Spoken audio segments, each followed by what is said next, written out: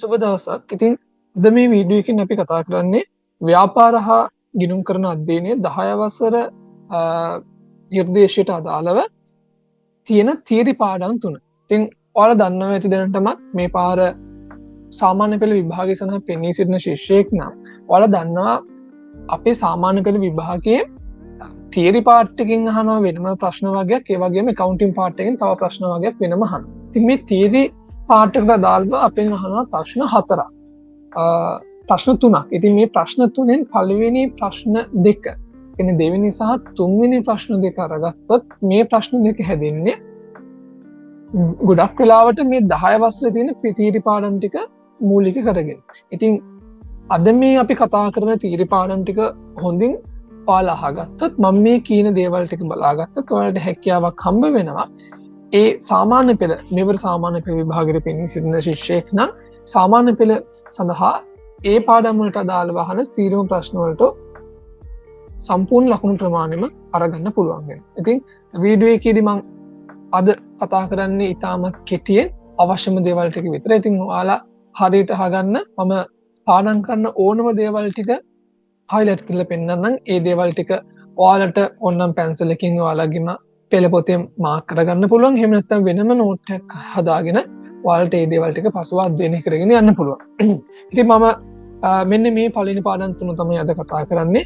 ඊටාම කෙටියෙන් අවශ්‍යම දේවල් ටික තමයි මම මේ වීඩියෝෙන් කතා කරන්නේ. ඉතින් සම්පූර්ණ අවබෝධයක් කරගන්න පුළුවන් කිසිම දෙයක් දන්නේ නැති ශිෂ්‍යයෙක් වුණත් අද මේ වීඩියෝ එක බලලා ඔයාලට මේ පාඩම් 3 ගැන සම්පූර්ණ අවබෝධයක් කරගන්න පුළුවන්. ඉතින් ඒක ඔයාලට ගොඩක් ලේසි වෙයි මේ පාඩම් 3 මුල් ඉඳලා පාඩම් කරන කෙනෙක්ට උනත් මේකෙන් වැඩේ උඩදා ගන්න පුළුවන්. හරි.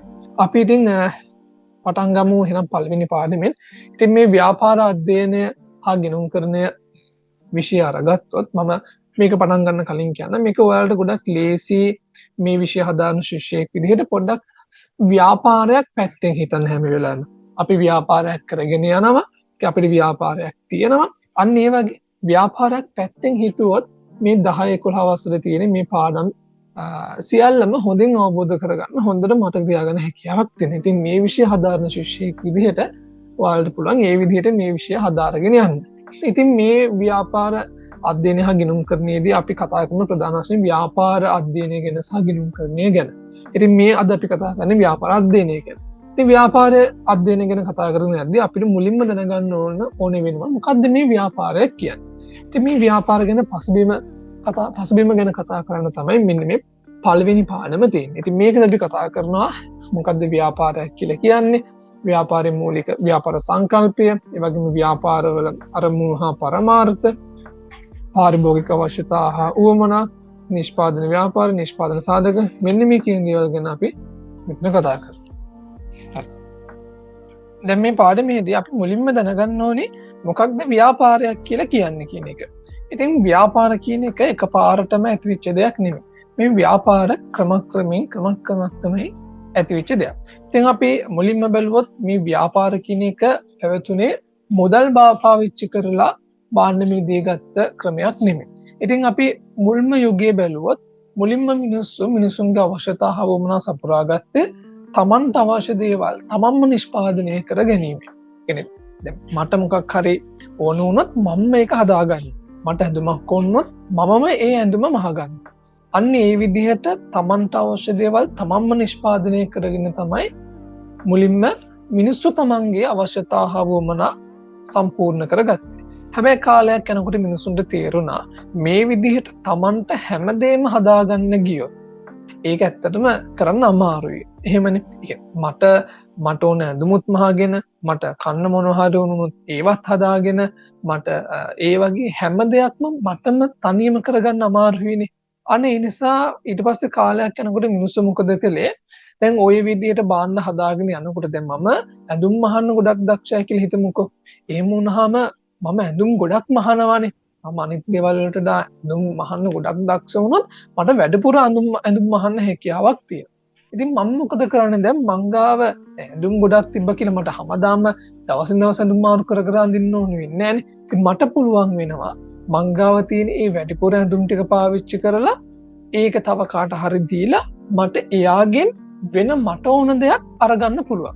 දැන් උදාහරණයක් විදිහට හිතමු මං ගාව ඇඳුම් වැඩිපුර තියෙනවා. ඉතින් ඒ වැඩිපුර තියෙන ඇඳුම් ටික මම වී වගා කරන එක්කෙනෙක්ට දීලා එයාට ඇඳුමක් දීලා මම එයාගෙන් වී ටිකක් අරගන්නවා. දැන් එයාට ඇඳුමක් ඕන වෙලා තිබ්බනම් දැන් එයාට ඇඳුමකුත් තියෙනවා. මට වී ටිකකුත් තියෙනවා. අන්න ඒ වගේ මිනිස්සු මොකද කළේ කාලයක් ගියාට පස්සේ භාණ්ඩ හුවමාරු කරන්න පටන් ගත්තා. තමන් ගාව තියෙන අතිරික්තය මේ භාණ්ඩ අතිරික්තය මේ මෙතන මේ කියන්නේ මෙම භාණ්ඩ අතිරික්ත අනිත් පුද්ගලයන් සමග හුවමාරු කරගන්න මේ ඔවුන්ට අවශ්‍ය භාණ්ඩ ලබා ගත්තා. අන්න ඒ ක්‍රමයට අපි කියනවා භාණ්ඩ හුවමාරු ක්‍රමය හෙවත් බාටර් සිස්ටම් ක්‍රමය කියලා. ඉතින් මේක ගොඩක් වැදගත් වෙනවා එක්සෑම් එකේ ගොඩක් ප්‍රශ්න අහන තැන. භාණ්ඩ හුවමාරු ක්‍රමය හෙවත් බාටර් ක්‍රමය කියලා හඳුන්වනවා. ඉතින් ඔය විදිහට තමයි ව්‍යාපාර කියන එක පටන් ගත්තේ. ඊට පස්සේ කාලයක් යනකොට මේ භාණ්ඩ වලට භාණ්ඩ හුවමාරු කරගද්දි තියෙන එක ප්‍රශ්න ඇති වෙනවා. මොකද හරි වටිනාකමක් නැහැනේ. මගේ ඇඳුමේ වටිනාකම හාල් ගෝනි කීයක්ද? මගේ ඇඳුමේ වටිනාකම අපිට උදැල්ලක්ද වටිනාකම? අන්න ඔය වගේ ප්‍රශ්න තියෙනවානේ. ඒ නිසා තමයි ඊට පස්සේ කාලයක් යද්දී මේ මුදල් භාවිතය එහෙම පටන් ගත්තේ. ඉතින් භාණ්ඩ හුවමාරු කරනකොට අර අතරමැදි කෙනෙක් විදිහට ආවා මුදල්. දැන් අපිට භාණ්ඩ දීලා භාණ්ඩයක් ගන්න ඕන නැහැ. අපිට සල්ලි තියෙනවා. ඉතින් මේ සල්ලි දීලා කාසි හනුවට දීලා අපිට අවශ්‍ය භාණ්ඩ අරගන්න දැන් හැකියාවක් තියෙනවා. ඔන්න ඔය විදිහට තමයි ව්‍යාපාර ඇති වුනේ.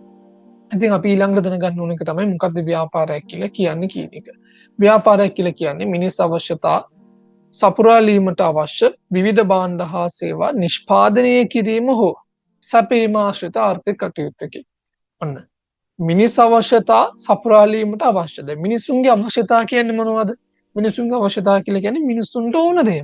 අවශ්‍යතා අපි වෙනම ඉස්සරදී කතා කරන නිර්වචනයක් එක්ක අපි එතකොට ඒක බලමු. අවශ්‍යතා කියලා දැනට මතක තියාගන්න මිනිසුන්ට ඕන වෙන දේ.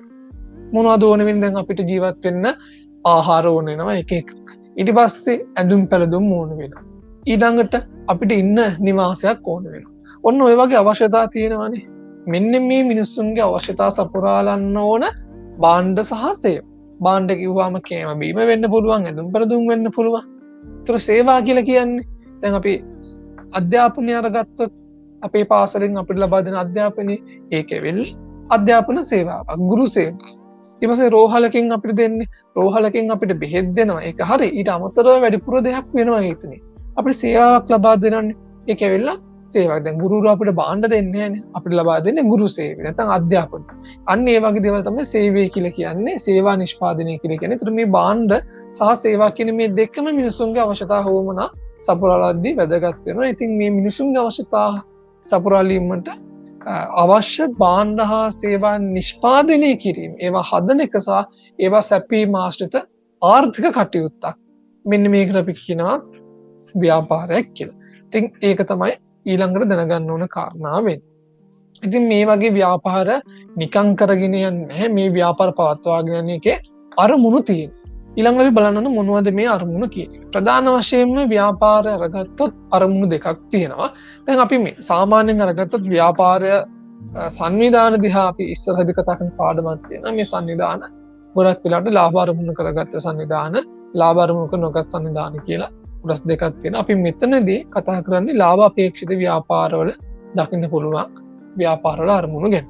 දැන් ලාභ අපේක්ෂිත ව්‍යාපාරය කියන්නේ ප්‍රධාන ව්‍යාපාර අරමුණ වෙන්නේ ලාභෙනේ. පළවෙනි එක තමයි ලාභෙ පීම. මොකද ලාභයක් නැත්නම් ව්‍යාපාරයකට ව්‍යාපාර කටයුතු කරගෙන යන්න බෑනේ.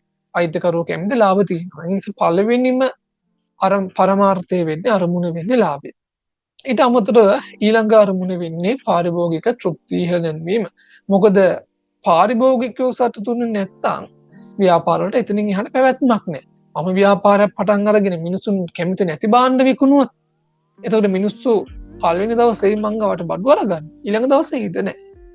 ඒ නිසා මට ඕනේ වෙනවා මගේ ඊළඟ අරමුණ දෙවෙනි ප්‍රධාන අරමුණනේ පාරිභෝගිකයන්ගේ තෘප්තිය ගන්නවන එක.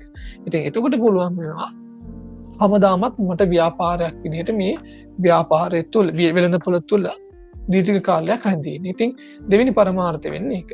ඉතින් ඊට අමතරව තවත් අරමුණු කිහිපයක් ගැන මෙතනදී අපි කතා කරනවා. ඊළඟ එක තමයි ප්‍රධාන අරමුණු දෙක. දැන් ඔයාලගේ එක්සෑම් එකේ හොත් ව්‍යාපාරයේ නැත්නම් ලාභ අපේක්ෂිත ව්‍යාපාරවල දැකිය හැකි ප්‍රධාන අරමුණු දෙක කුමක්ද කියලා. එතකොට අනිවාර්යයෙන්ම මෙන්න මේ දෙක තමයි ලියන්න ඕනේ. වෙන උත්තර ලියුමක් වැරදි. මෙන්න මේ දෙක ලියන්න ඕනේ. අරමුණු කිහිපයක් ලියන්න කිව්වොත් එතකොට මේ අරමුණු දෙකත් ලියලා ඊට අමතරව මෙන්න මේ ඉතින් එහාට තියෙන ඊළඟ අරමුණු තුනත් ලියන්න පුළුවන්. ඊළඟ අරමුණ තමයි එකක් භාණ්ඩ හා සේවාවල ගුණත් විහිළැන්වීම. ඒ කියන්නේ හදන භාණ්ඩ හොඳ ක්වොලිටි එකකින් හොඳ ගුණත්වයකින් හදන එක. ඊට පස්සේ රැකියා උත්පාදනය. ඒ කියන්නේ රැකියාවන් ලබා දෙන එක. ප්‍රදේශයේ ඉන්න මිනිස්සුන්ට රැකියා දෙන එක. රැකියා උත්පාදනය. ඉතින් මේ වචන මෙහෙමම තියෙන්න ඕනේ නැහැ එක්සෑම් එකේ ලියනකොට. ඒක තමයි ඔයාලට තියෙන තව ප්‍රශ්නයක් වෙන්නේ. අපි මේ තියෙන දේවල් මේ තියෙන නිර්වචන ඒ විදිහටම අකුරක් නෑද හිමම අපි එක්සෑම් එකේ ලියන්න ඕනද කියලා සමහර අයට ප්‍රශ්නයක් තියෙනවා. ඇත්තටම මෙහෙමම තියෙන්න ඕනේ වෙන්නේ නැහැ. හැබැයි අයිඩියා එකක් තියාගන්න. අයිඩියා එකක් තියාගෙන ඒ තියෙන අයිඩියා එකට අනුව උත්තර ලියුවොත් ඔයාලට ලකුණු අරගන්න පුළුවන්. ඊළඟ එක තමයි සේවක සුබ සාධනය. ඒ කියන්නේ සේවකයන් තෘප්තිමත් සේවකයන්වත් හොඳ තෘප්තිමත් මට්ටමකින් තියාගන්නවා. ඒ කියන්නේ වැටුප් විතරක් දීලා සේවකයන්ව තෘප්තිමත් කරන්න අමාරුයි. ඒ නිසා වැටුප් වලට අමතරව තව සුබ සාධන කටයුතු දෙන්න පුළුවන් නම් දැන් මෙතන මේ දීලා තියෙන ආහාර පාන නවාතන පහසුකම් ප්‍රවාහන පහසුකම් වෛද්‍ය පහසුකම් වගේ දේවල් මෙන්න මේ දේවල් ඒ කියන්නේ කන්න බොන්න ඕන දේවල්. ඉන්න නවතින්න තැන. යන්න එන්න ප්‍රවාහන පහසුකම්. වෛද්‍ය පහසුකම් කියන්නේ සෞඛ්‍ය පහසුකම් ඔය කියන්නේ බෙහෙත් ගන්න සල්ලි හිම වගේ දේවල් දෙනවනම් ඒතර ව්‍යාපාරයක් තුල ඉන්න සේවකයෝ සතුටින් ඉන්න ඒගොල්ලෝ තෘප්තිමත් වෙනවා. ඉතින් මේ සේවක සුබසාධනය කියන එකත් මෙන්න මේ කතා කරන ලාභ අපේක්ෂිත අරමුණු වල දකින්න පුළුවන් අරමුණක් වෙනවා. ඉතින් ওই ටික තමයි මුලින්ම අපිට කතා කරන්න තියෙන්නේ ව්‍යාපාරයක් ගැන කතා කරද්දී. ඊට පස්සේ මේ ව්‍යාපාර අධ්‍යයනයේ විෂය හදාරනකොට අපිට හැමතැනම ඕන වෙන එක තමයි මේ අවශ්‍යතාව වුමනා කියන එක. මේ අවශ්‍යතාව වුමනා තියෙන නිසා තමයි ඇත්තටම ව්‍යාපාරයක් කියලා දෙයක් තියෙන්නේ. මොකද මිනිසුන්ට භාණ්ඩ අවශ්‍යතාවයක් නැත්නම් අපි ව්‍යාපාරයක් විදිහට මම ඔයා ව්‍යාපාරයක් නම් අපි ව්යාපාරයක් විදිහට භාණ්ඩ හදලා කාට දෙන්න? මිනිසුන්ගේ අවශ්‍යතාව තිබ්බොත් නේ ඒ අවශ්‍යතාව සපුරාලන්න ඒගොල්ලන්ට ඕන දේවල් සපුරාලන්න අපිට භාණ්ඩ දෙන්න පුළුවන් වෙන්නේ. ඉතින් මේ අවශ්‍යතාව අනිවාර්යෙන්ම වැදගත් වෙන ව්‍යාපාරයකට. ඉතින් මේ මිනිසා විසින් ජීවත් වෙන්න අනිවාර්යෙන්ම සපුරාගත දේවල් වලට තමයි අපි අවශ්‍යතාව කියලා කියන්නේ. ජීවත් වීම සඳහා මිනිසා විසින් අනිවාර්යෙන්ම සපුරාගත යුතු දේ මිනිසා අවශ්‍යතාව නිසා හඳුන්වනවා. එතකොට කිසිම ඔප්ෂන් එකක් කිසිම විකල්පයක් නැහැ මෙන්න මේ කියන අවශ්‍යතාව අනිවාර්යෙන්ම සපුරා ගන්න වෙනවා. උදාහරණයක් විදිහට බලන්න මේ දීලා තියෙන මූලික මිනිස් අවශ්‍යතාව තුන ආහාර ඇඳුම් පෙරදුම් නිවාස වලට ආහාර නැතුව ඉන්න පුළුවන්ද? ඇඳුමක් නැතුව ඉන්න පුළුවන්. නිවාසයක් නැතුව කොහේ හරි තමන්ගෙම කියලා නිවාසයක් වෙන්න ඕනේ නැහැ. මේ නිවාස කිව්වහම ඒක තමන්ගේ නිවාසෙ වෙන්න පුළුවන්. එහෙම නැත්නම් වෙන කොහේ හරි ගල් ගුහාවක් වෙන්න පුළුවන්. එහෙම නැත්නම් වැඩිහිටි නිවාසයක් ළමා නිවාසයක් වෙන්න පුළුවන්. අපි හිතමුකෝ ඒ වගේ දේවල් තමයි නිවාස කියලා කියන්නේ. එතකොට මෙන්න මේ තුන ඇවිල්ලා අනිවාර්යෙන්ම ඕන දේ. කිසිම ඔප්ෂන් එකක් කිසිම විකල්පයක් නැහැ මිනිසාට අනිවාර්යෙන්ම සපුරා ගන්න වෙනවා. ඉතින් මේ සපුරා ගන්න දේවල් වලට කියන මිනිස් අවශ්‍යතාව කියලා අනිවාර්යෙන්ම සපුරා ගත යුතු දේවල්. ඉතින් ඊට අමතරව මේව ගොඩක් වැදගත් අනිවාර්යෙන්ම එක්සෑම් එකේදී ලොකු බර තැබීමක් වෙනවා. ගොඩාක් අනිවාර්යෙන්ම වගේ එක්සෑම් එක අහන්න පුළුවන් තැනක් තමයි මේ අවශ්‍යතාව උමනා කියලා කියන්නේ. ඉතින් මේ මූලික මිනිස් අවශ්‍යතාව වෙනවා. තව සමහර ළමයින්ට මගහැරෙන දෙයක් තමයි මේ මූලික මිනිස් අවශ්‍යතාව කියලා මේ තුන මතකයි. හැබැයි ඊට අමතරව තව අවශ්‍යතාව කිහිපයක් තියෙන මෙන්න මේ ටික. ගොඩක් ළමයින්ට මෙන්න මේ අවශ්‍යතාව ටික මගහැරෙනවා. මේ අධ්‍යාපනය, සෞඛ්‍ය, ආරක්ෂාව, ප්‍රවාහනය, සංනිවේදන, විනෝදය කියන අවශ්‍යතාව ටික මේවත් අවශ්‍යතාවම තමයි. අර ප්‍රධාන මූලික අවශ්‍යතාව තුන විතරක් නෙමෙයි. අපෙන් එක්සෑම් එකේදී අහන පළවෙනි ප්‍රශ්නේ වෙන්නේ රචනා ප්‍රශ්න පත්‍රයේ පළවෙනි ප්‍රශ්නේ වෙන්නේ අපිට දෙනවා පොඩි කේස් ස්ටඩි එකක්. ඒ කියන්නේ අපිට විස්තරයක් දීලා ඒ විස්තරින් ප්‍රශ්න අහනවා. ඒකෙන් ගොඩක් වෙලාවට ලොකු ඡේදයක් දීලා අපිට ව්‍යාපාරයක් ගැන විස්තරයක් දෙනවා. අපෙන් අහනවා මේ හිත සඳහන් ව්‍යාපාරය සපුරාලු ලබන මිනිස් අවශ්‍යතාවය කුමක්ද? එතකොට අපි ඒ විස්තරේ කියවලා අපි හිතා ගන්න ඕනේ මේ ව්‍යාපාරය මොනකද සපුරාලු මිනිස් අවශ්‍යතාවය. ආහාරද, දුම්පැලදුම්ද, නිවාසද, එහෙම නැත්නම් අධ්‍යාපනයද, සෞඛ්‍යද, ආරක්ෂාවද, ප්‍රවාහනයද, සංනිවේදනයද, විනෝදයද, අන්න ඒක අපි හිතා ගන්න. ඉතින් ගොඩක් ළමයි හිතන්නේ මෙන්න මේ තුනෙන් විතරයි. ආහාර, ඇඳුම්, නිවාස කියන තුනෙන් විතරයි. ඒ නිසා මතක තියාගන්න මේ තුන විතරක් නෙමෙයි අවශ්‍යතාව කියලා කිව්වහම මෙන්න මේ අධ්‍යාපනය, සෞඛ්‍ය ආරක්ෂාව ප්‍රවාහනය සංවේදන විනෝදය කියන මෙන්න මේ ටිකත් අවශ්‍යතාව වෙනවා. හැබැයි මූලිකම අවශ්‍යතාව තුන වෙන්නේ මෙන්න මේ තුන තමයි. මං හිතනවා ඒක වලට පැහැදිලි ඇති කියලා. ඊට පස්සේ මේ අවශ්‍යතාවල අරමුණු මේ ලක්ෂණ කිහිපයක් තියෙනවා. එකක් තමයි අත්‍යවශ්‍යයි. අවශ්‍යතා ගත්තොත් ඒවා අත්‍යවශ්‍යයි. කිසිම ඔප්ෂන් එකක් නෑ, අනිවාර්යයෙන්ම සපුරා ගන්න වෙනවා. ඊළඟ එක පොදුයි. හැමෝටම පොදුයි. බඩගින්නක් ආවොත් මටත් මතක් වෙන්නේ කෑම, ඔයාටත් මතක් වෙන්නේ කෑම, ඔයාගේ යාළුවෙක් ගත්තා එයාටත් මතක් වෙන්නේ කෑමම තමයි. ඉතින් මේ අවශ්‍යතාව හැමෝගෙම සමානයි. ඒ නිසා අපි කියන එක පොදුයි. ඒ වගේම නිර්මාණය කරන්න හැකියි. දැන් අවශ්‍යතාව නිර්මාණය කරන්න බෑනේ. බඩගින්නක් කියන එක තමන්ගේ නිකන් ඔය හැදෙන දෙයක් නේ. කාටවත් ව්‍යාපාරිකයෙක්ට අවශ්‍යතාව නිර්මාණය කරන්න බෑ. අවශ්‍යතාව සපුරාලන්න, ඒ කියන්නේ මට බඩගින්න කියන අවශ්‍යතාව නැත්නම් ආහාර කියන අවශ්‍යතාව සපුරාලන්න මට කෑම හදන්න පුළුවන්. කෑම කියන එක නෙමෙයි අවස්ථාවක් වෙන්නේ. ඒ කෑමගත් ඒ කියන්නේ අපි තුන් බත් කියන එක. බත් අරගත්ත බත් වෙන්නේ උවමනාව. අපි ඊළඟ කතා කරන්නේ ඒක ගැන. කියන්නේ අර අවශ්‍යතාවය සපුරාලන්න අපි හදන දේවල් තියෙනනේ. ආහාර කියන අවශ්‍යතාවය සපුරාලන්න අපිට බත් කන්න පුළුවන්. පිට්ටු, රෝල්ස්, පැටිස්, පීසා, බර්ගර් මේ දේවල් කන්න පුළුවන්. අන්න ඒ දේවල් ව්‍යාපාරිකයට නිර්මාණය කරන්න පුළුවන්. ඒවට අපි කියන්නේ උවමනා කියලා. හැබැයි ආහාර කියන්නේ අවශ්‍යතාවය. ඇඳුම් පැළඳුම් අවශ්‍යතාවයක්. ඇඳුම් පැළඳුම් කිව්වම මේකේ යටතේ තියෙන දේවල් ටික ඒව හදන්න පුළුවන්. ඒව වුමනා. ඔය කියන දෙක පැහැදිලිව වෙන් කරගන්න ඕන. එතකොට නිර්මාණය කරන්න බෑ. ඊළඟ එක තමයි සීමිත. අවශ්‍යතාව ගත්තොත් සීමිත. ඒ කියන්නේ ඊටාම අල්ප වශයෙන් ඊටාම අඩු ප්‍රමාණයක් තමයි අවශ්‍යතාව තියෙන්නේ. මෙන්න මේ කියන දේවල් ටික විතරයි. මේ ආහාර ඇඳුම් පැළඳුම් සහ මෙන්න මේ විතර කතා කරපු අධ්‍යාපනය, සෞඛ්‍ය ආරක්ෂාව, ප්‍රවාහන සංවේදන විනෝදය. ඔන්න ඔය කියන දේවල් ටික තමයි අවශ්‍යතාව වෙන්නේ. ඊට පස්සේ දැන් මම උවමනා ගැන ටිකක් කතා කළා. ඉතින් මේ උවමනා කියලා කියන්නේ අර මම කිව්ව විදිහට මිනිස් අවශ්‍ය සපුරා ගන්න විවිධ ආකාර. ඒ කියන්නේ ආහාර කියන අවශ්‍යතාවය සපුරා ගන්න අපිට ඕන වෙනවා ඉන්දියාප්ප, අයිස්ක්‍රීම්, කේක් වගේ දේවල්. අයිස්ක්‍රීම්, කේක් වගේ දේවල්. ඊට පස්සේ ඇඳුම් පැළඳුම් වගේ දේවල්.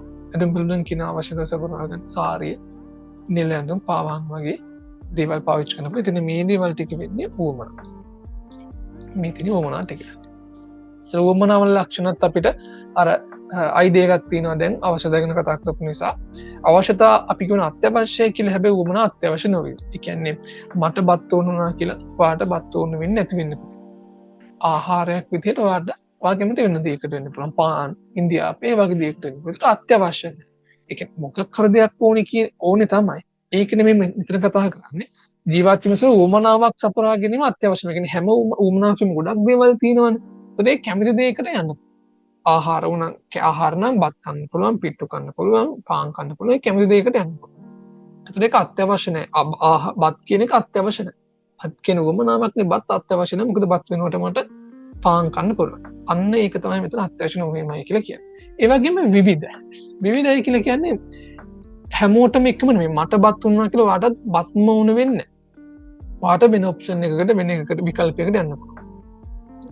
අන්න ඒක විවිධයි කියලා කියන්නේ. ඒ කෙනා අනුව දැන් ශ්‍රී ලංකාවේ අපි බත් කෑවට ඇමරිකාව වගේ මිනිස්සු බත් කන්නේ නැහැනේ. ඒතර ඒගොල්ලෝ කන්නේ වෙන දේවල්. ඒතකොට ඒකයි විවිධයි කියලා කියන්නේ. ඊට පස්සේ ඊළඟට නිර්මාණය කළ හැකි. ව්‍යාපාරයකින් හදන්න පුළුවන් නේ. බත් ගන්න පුළුවන්, පාන් හදන්න පුළුවන් එහෙම. ඒ වගේම සංකීර්ණයි. දැන් ගොඩාක් දේවල් තියෙනවානේ. ඒතකොට මේ ගොඩාක් දේවල් තියෙන හින්දා මිනිස්සුන්ගේ මේ අවශ්‍යතාව සපුරා ගන්න ආකාරය හරිම සංකීර්ණයි. සරල නැහැ. එකක් දෙකක් නෙමෙයිනේ. ගොඩාක් තියෙනවා. දැන් අපි අද කන කෑම නෙමෙයි, අපි තවස් මාසෙකින් විතර රෙස්ටුරන්ට් එකකට ගියොත් ඒ රෙස්ටුරන්ට් එකේ තව අලුත් කෑම જાති. විවිධ කෑම જાති දැන් අපේ බෙලඳපොළක් තුල තියෙනවා. ඒක හිතා ගන්න බෑ. සමහර කෑම જાති තියෙනවා. ඒක මෙහෙම කෑම જાතියක් ඒදි කියලා අපි කලින් හිතාගෙනත් නැති වෙන්න පුළුවන්. ඒ වගේ කෑම જાති ඕනතරම් මම දැකලා ඇති. ගොඩක් සංකීර්ණ වෙලා තියෙනවා වර්තමානයේදී වමනා කියන්නේ. ඒ වගේම තමයි අසීමිත එක අවශ්‍යතාවයක් සපුරා ගන්න ආකාර ගොඩාක් තියෙනවා. ආහාර ගත්තොත් ආහාර ගොඩාක් තියෙනනේ. දැනුම් පෙළඳුම් ගත්තොත් බලන්නකෝ. ඇඳුම් පෙළඳුම් නම් ගෑල් ළමයි හිමින් පෙළඳුම් කොච්චර තියෙනවද? අපිල් ළමයි නම් ඉතින් ඔය ෂෝටයි බාටයි දාගෙන. එහෙම නෙන්නේ. නැත්තම් ඔය ඩෙනිම කෙනකලා ටී-ෂර්ට් එක කෙනකලා ෂර්ට් එක කෙනකලා ඔච්චරනේ පිල් ළමයින්ට තියෙන. ගෑල් ළමයි ඇඳුම් ගන්න කොච්චර දේවල් තියෙනවද කියලා. එක මොස්තරී තියෙනවා. ඉතින් ඒ වගේ අසීමිත ගොඩාක් වමනා වර්ග මේ වෙනදපුර තුල තියෙනවා. ඉතින් ක්‍රියාකාරකම් තියෙනවා කරලා බලන්න පුළුවන්. අපි යමු ඊළඟ කොටසට. නිෂ්පාදන ව්‍යාපාර. නිෂ්පාදන ව්‍යාපාර ගැන කතා කරද්දී ඒ කියන්නේ මේ ව්‍යාපාර නිෂ්පාදනය කරන නිෂ්පාදිතවල ස්වභාවය අනුව ප්‍රධාන වශයෙන් කොටස් දෙකකට වෙන් කරන්න පුළුවන්. භාණ්ඩ නිෂ්පාදනය කරන ව්‍යාපාරයි, සේවා සපයන ව්‍යාපාරයි. භාණ්ඩ නිෂ්පාදන ව්‍යාපාරය කියලා කියන්නේ මිනිසුන්ගේ අවශ්‍යතා හා වුමනා සපුරාලන අයනේ ව්‍යාපාර කියලා කිව්වේ. ඒතර මිනිසුන්ගේ අවශ්‍යතා හා වුමනා සපුරාලන්න භාණ්ඩ හදනවනේ. භාණ්ඩ කියලා කියන්නේ ස්පර්ශ කරන්න පුළුවන් භෞතික පැවැත්මක් තියෙන දේවල්. ඒ කියන්නේ අපිට ස්පර්ශ කරන්න පුළුවන් කියන්නේ අපිට අල්ලන්න පුළුවන් වෙන්න ඕනේ. මේ තියෙන උදාහරණ ටිකක් මේ ලෝරියා, පැන්සල, ශීතකරණය මේවා අපිට අතින් අල්ලන්න පුළුවන් නිසා භෞතික පැවැත්මක් තියෙනවනේ. මෙන්න මේ දේවල් භාණ්ඩ කියලා කියනවා.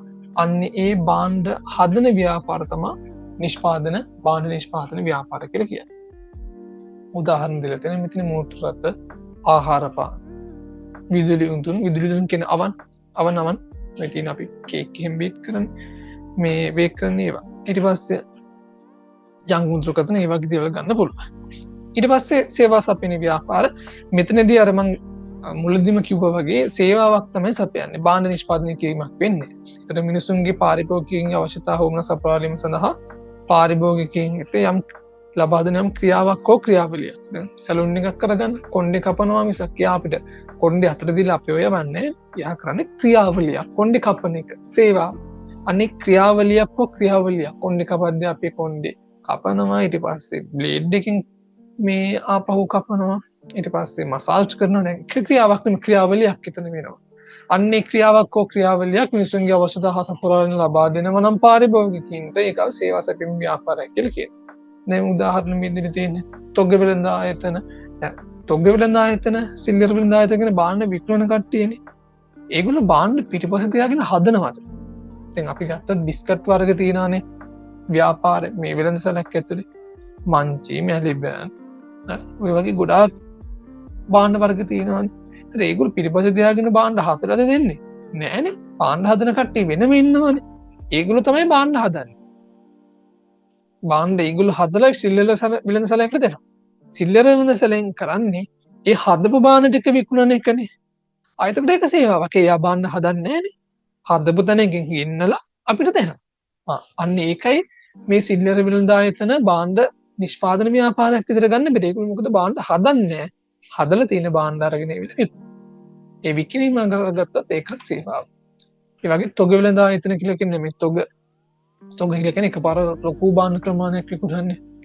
ලොකු කතාවක් අපි ඉස්සරහ පාඩම් වලදී හම්බ වෙනවා. අපි මෙහෙදි බලමු. ඒතර තොග වෙළඳ ආයතන කියන්නේ ඒවා. සිල්ලර වෙළඳ ආයතන කියන්නේ ඔයා මම දන්න මේ අපේ පාරවල අයින් තියෙන පොඩි සිල්ලර වෙළඳ සැල. ඊට අමතරව රක්ෂණ ආයතන, බැංකු ආයතන, රූපලාවන්‍ය ආයතන, වෘත්ති අධ්‍යාපන ආයතන වගේ දේවල් සේවා සැපීම ව්‍යාපාර විතර ගන්න. හරි. ඒ කොටසත් ඉතින් ඉවරයි. අපි දැන් අන්තිම හරියට තමයි ඉන්නේ. අපිට තව පොඩි කොටසක් තමයි තියෙන්නේ. ඊළඟ කියලා තමයි නිෂ්පාදන සාධක. නිෂ්පාදන සාධක කියලා කියන්නේ අපි දැන් භාණ්ඩ හදනකොට, සේවාව සපයනකොට අපිට ඕන වෙනවනේ විවිධ සම්පත්. අපි හිතමුකෝ මම අල්මාරි හදලා විකුණනවා කියලා. මම ගිහිල්ලා කොහේ හරි මඩුවකට ගිහිල්ලා උඩ බලන් හිටියා කියලා මට අල්මාරි හදන්න ඕන දේවල් හම්බ වෙන්නේ නෑනේ. අල්මාරි හදන්න මට ලී ඕන වෙනවා. අල්මාරි හදන්න මට වඩුකම් කරුවෙකුගේ ශ්‍රමය ඕන වෙනවා. ඒ වගේම මට සල්ලි ඕන වෙනවා. නේ? මේ දේවල් ඕන වෙනවනේ. අන්න මෙන්න මේ ඕන වෙන දේවල් වලට තමයි අපි කියන්නේ නිෂ්පාදන සාධක කියලා. දෙයක් නෑ. භාණ්ඩ හා සේවා නිෂ්පාදනය කිරීම සඳහා ව්‍යාපාරවලට විවිධ සම්පත් අවශ්‍ය වෙනවා. මෙන්න මේ අවශ්‍ය වෙන සම්පත් වලට තමයි නිෂ්පාදන සාධක කියලා කියන්නේ. ඒතරම් ප්‍රධාන වශයෙන් මේ අපිට ඕන වෙන සම්පත් භූමිය, ශ්‍රමය, ප්‍රාග්ධන ව්‍යවසාය විදිහට වර්ග කරන්න පුළුවන්. බලමු මොනවද මේවා කියලා එකින් එක. භූමිය කියලා කියන්නේ ස්වභාව ධර්මයෙන් ලැබී ඇති සියලු සම්පත්. ඒක තමයි භූමිය කියලා කියන්නේ. උදාහරණයක් ස්වභාව ධර්මයෙන් අපිට හම්බ වෙන වන සම්පත් කියවම ලී, පස, දැන් වගාවෙදි අපිට වෙන පස, කන්ද සම්පත් කියවම මැණික් වගේ දේවල්. ඒ ස්වභාව ධර්මයෙන්ම හම්බ වෙන දේවල් තමයි භූමි. ශ්‍රමය කියලා කියන්නේ අපි ව්‍යාපාර සඳහා යොදවන කායික හා මානසික දායකත්වය. ඒක කායික මානසික කියන්නේ සමහර කට්ටිය කය වෙහෙසලා වැඩ කරනවා. සමහර පුද්ගලයා මානසික වෙහෙසලා වැඩ කරනවා. ඉතින් මේ දෙකොල්ලම ගත්තොත් ලබා දෙන ශ්‍රමයම තමයි. කය වෙහෙස වැඩ කරන කට්ටිය තමයි පතල් සේවකයෝ සනීපාරක්ෂකම් කරු වගේ මනස වෙහස කටයුතු කරන කට්ටිය තමයි ගණකාධිකාරිවරු සහ කළමනාකරු වගේ ඒගොල්ලෝ වැඩ කරගෙන ඇඟ මහන්සිලා වැඩ කරන්නේ ගණකාධිකාරිවරේ කළමනාකරුවේ ගුරුවරයෙක් කරගත්තොත් මේගොල්ලෝ මෙහෙසන්නේ මනස වෙහෙසලා තමයි ඒගොල්ලන්ගේ අවශ්‍ය ශ්‍රමදායකත්වය දෙන්නේ. හැබැයි මේ කය වෙහෙසෙන කට්ටිය වෙල පතල්කම් කරු ඒගොල්ලෝ පතල් හාරලා එහෙම අර ගොඩාක් කය වෙහෙසනවනේ. අන්න ඒ නිසායි අන්න ඒ විදිහට තමයි මේ විදිහට ඒ පුද්ගලයන් වර්ග දෙක බෙදන්නේ. ඊට පස්සේ ප්‍රාග්ධනය කියන්නේ අපි මේ නිෂ්පාදනයේදී පාවිච්චි කරන මිනිසා විසින් සකස් කරන දේ. දැන් අප ස්වභාව ධර්මයේ තියෙන දේවල් වලට කිව්ව ස්වභාවික දේවල් වලට භූමිය. බාහ්‍ය නිෂ්පාදනය කරන අරගන්න කායික මානසික දායකත්වයක් වශයෙන් බාහ්‍ය නිෂ්පාදනය කරන අරගන්න මිනිස්සු සකස් කරපු දේවල් අපි බාහ්‍ය නිෂ්පාදනය කරන අරගන්නවා නම් අපි ඒවට කියනවා ප්‍රාග්ධනය කියලා. දැන් උදාහරණයක් විදිහට මම ලී හදනවා කියලා කිව්වනේ මේ අල්මාරි හදනවා කිව්වනේ. අල්මාරි හදන්න ලී ඕන වෙනවා කිව්වා. ඒතර ලී කියලා කිව්වේ මම අරගන්නේ ස්වභාව ධර්මයෙන්නේ දැව. ඒතර ඒක වෙලා භූමිය. හැබැයි මම අල්මාරියක් හදද්දි මම අල්මාරියේ ලී රන්න මැෂින් එකක් ගන්නවා, ඇන ගන්නවා, මිටියක් කරගන්නවා. ඒ දේවල් ස්වභාව ධර්මයෙන් හම්බෙච්ච දේවල් නෙමෙයිනේ. ඒ වෙවිලා මිනිසා හදපු දේවල්.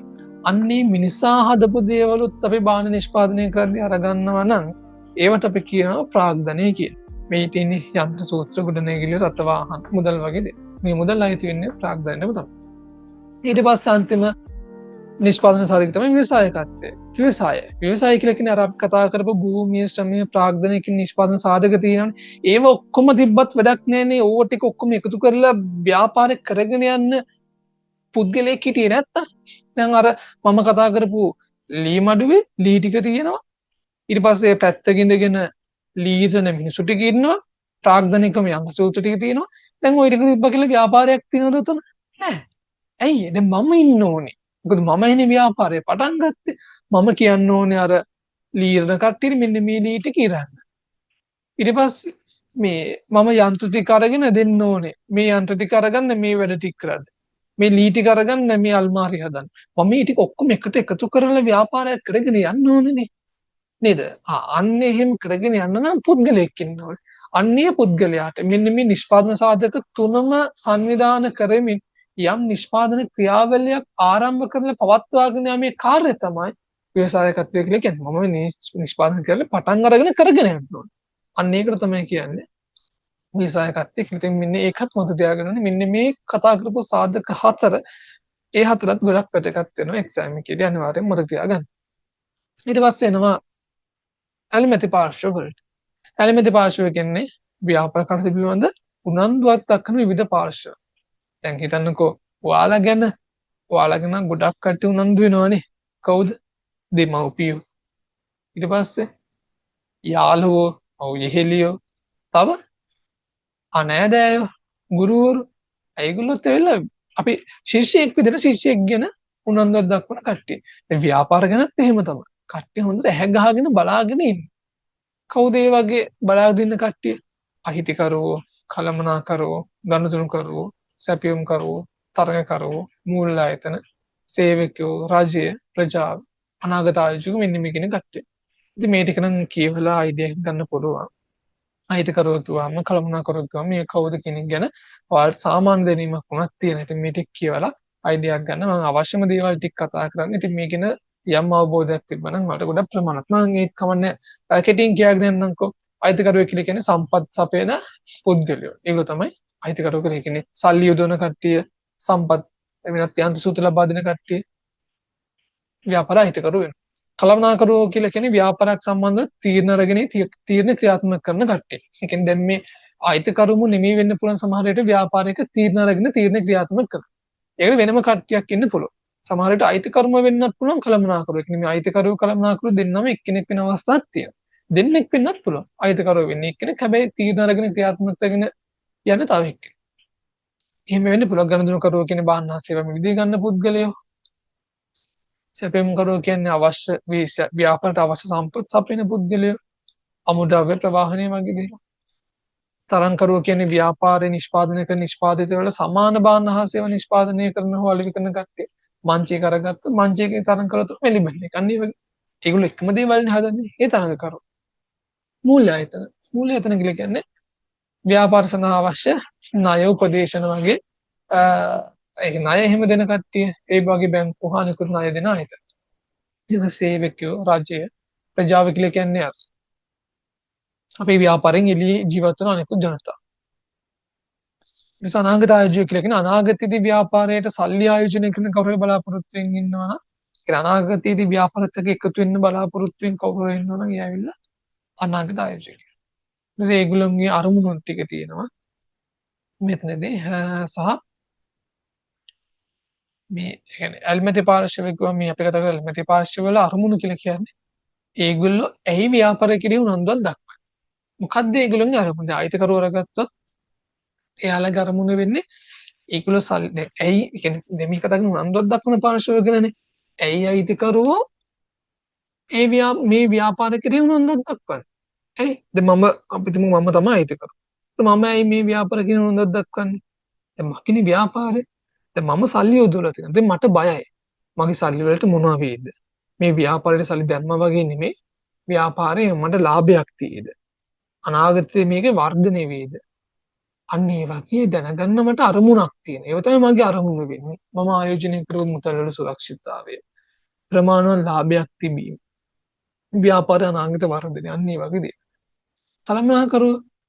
කළමනාකරු බලාපොරොත්තු වෙනවා තීරණ අරගන්න හා තීරණ ක්‍රියාත්මක කරන එක.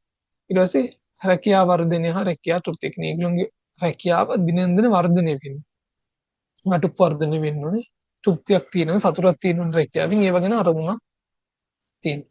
දැන් මේ පළවෙනි දෙකම එකයි. ඒ ව්‍යාපාර අරමුණ ඉටු කර ගැනීමට අවශ්‍ය කළමනාකරන තීරණ ගැනීම හා එම තීරණ ක්‍රියාත්මක කිරීම. සේවකයෝ එතනින් හොඳ වැටුපක් කරගන්න රැකියාව ආරක්ෂිත බව දැනගන්න. තරඟ ගනුදෙනු කරුවෝ සාධාරණ මිලකට භාණ්ඩ අරගන්න ගුණාත්මක භාණ්ඩ අරගන්න නිෂ්පාදිත අරගන්න. සැපයුම් කරුවෝ අඛණ්ඩ වැනුම් දෙන්න.